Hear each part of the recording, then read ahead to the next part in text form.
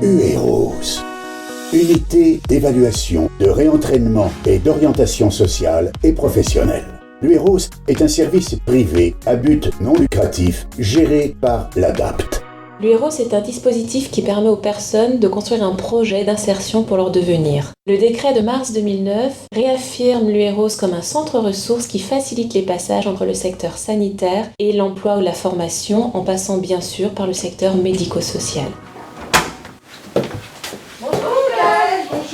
L'UEROS accueille exclusivement des personnes cérébro-lésées qui prennent contact spontanément avec l'ADAPT ou sont orientées par nos partenaires comme les hôpitaux, les centres de médecine physique et de réadaptation, les foyers d'accueil médicalisés, les MDPH, les Cap Emploi, les pôles emploi, les missions locales, les services d'accompagnement à la vie sociale. La personne doit être titulaire d'une RQTH, reconnaissance en qualité de travailleur handicapé, et bénéficier d'une orientation de la Commission des droits et de l'autonomie des personnes handicapées.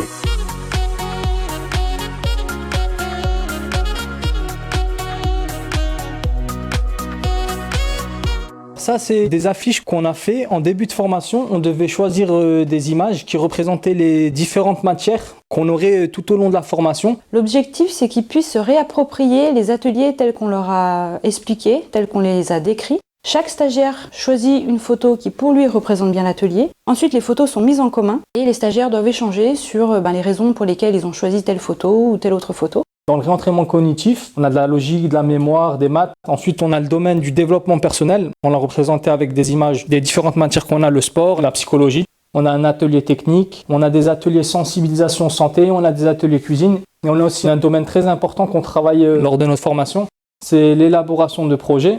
On a fait un bilan personnel. Ensuite, on nous apprend différentes techniques de recherche d'emploi. On a des stages en entreprise et au final, on a une validation de projet. C'est la conclusion de notre formation. Et c'est représenté avec ces 3 affichettes. En groupe, ils font un choix et décident, par l'intermédiaire d'échanges, quelles photos ils vont choisir pour mettre sur le panneau final, qu'on affichera ensuite au mur, tel que vous les voyez ici. Ils viennent sur les ateliers une fois par semaine. Ils sont en mesure de faire toutes sortes d'activités. Ça leur permet d'avoir une bouffée d'oxygène, de prendre plaisir et de découvrir qu'ils sont en capacité de faire plein de choses et de réaliser des objets. Notre équipe est pluridisciplinaire. Elle accompagne les stagiaires sur différentes étapes de leur parcours afin de les guider dans l'élaboration de leur projet d'insertion. Nous leur proposons des entretiens individuels, des évaluations pour déterminer leur potentiel, des ateliers de réentraînement pour développer leurs compétences et compenser leurs difficultés, des mises en situation réelles en entreprise. Ce que je trouve intéressant dans ce dispositif, c'est que la personne cérébro-lésée elle-même, elle va mettre du temps après sa rééducation pour pouvoir déjà formuler le désir de retourner à l'emploi, mais aussi trouver les professionnels qui vont l'accompagner. Et cette souplesse que le premier accueil en UEROS puisse avoir lieu, y compris si on n'a pas d'orientation MDPH, est quelque chose de très précieux. La deuxième chose, c'est la temporalité, c'est-à-dire que l'UEROS, c'est quand même un dispositif qui a d'emblée été prévu comme étant long.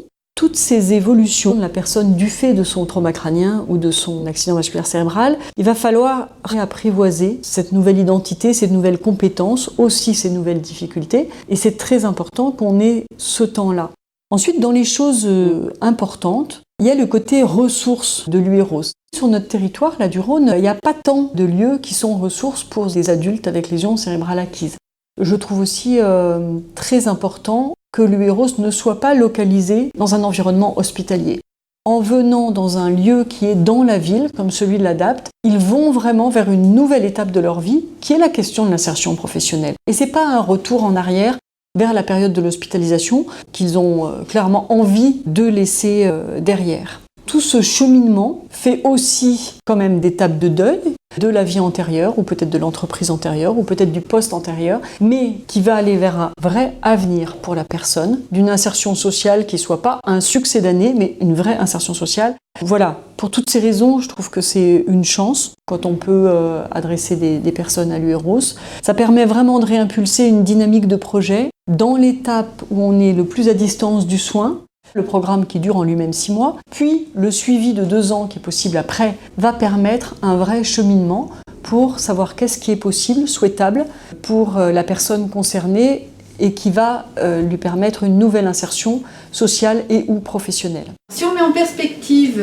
l'UEROS, on s'aperçoit que la nouvelle loi de santé va nous permettre de travailler de façon de plus en plus innovante et de plus en plus partenariale.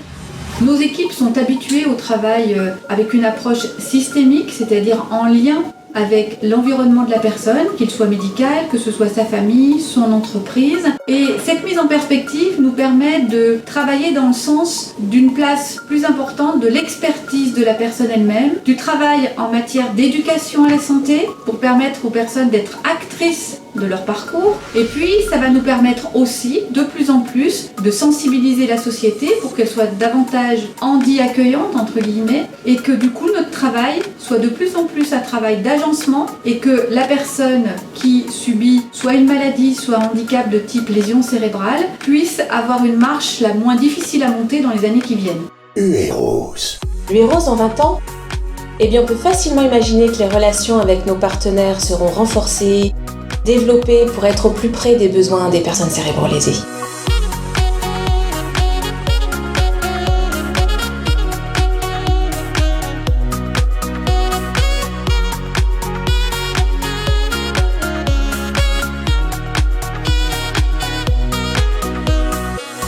L'UEROS reste un dispositif bien ancré, mais toujours en mouvement. L'ADAPT.